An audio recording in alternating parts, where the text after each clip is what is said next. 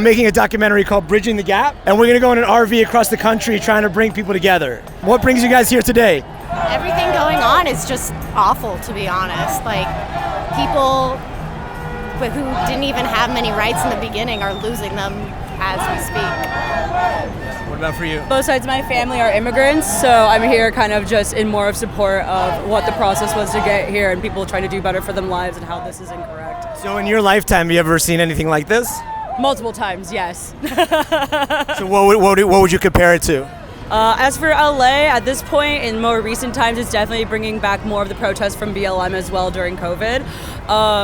As for this big of a turnaround and what the proceeds are for and what direction it's going, it's definitely a little bit different, but I mean, it could be the same for when we did the rallies for LGBTQ rights and then BLM. It just, history keeps repeating itself.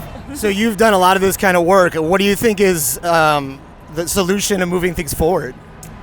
Honestly, I think the way we've been handling it, at least out here in California, has been quite the process to move forward. In my personal opinion, I think everything we continuously keep trying to do is falling on deaf ears, and we more so need our Congress to do better.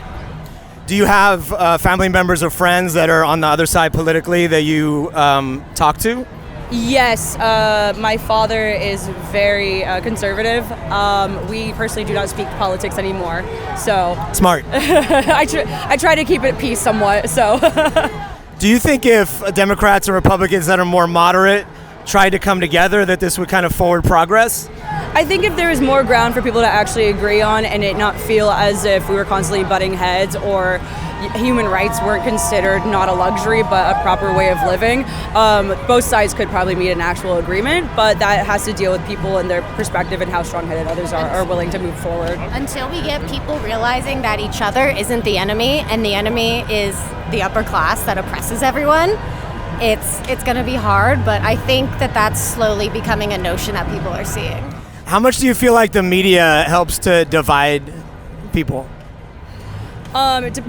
Yes.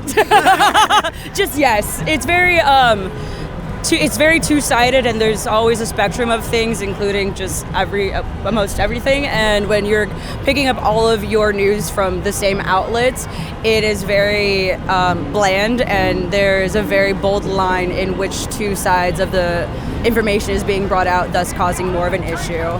Do you feel like because in the last 20 years we've become more and more isolated with technology and such, and not as much meeting in person, having city halls and that type of thing, town halls, do you think that contributes at all to the divide? No, because I come from California, so I feel like we're very loud of where we want to be, including our town halls.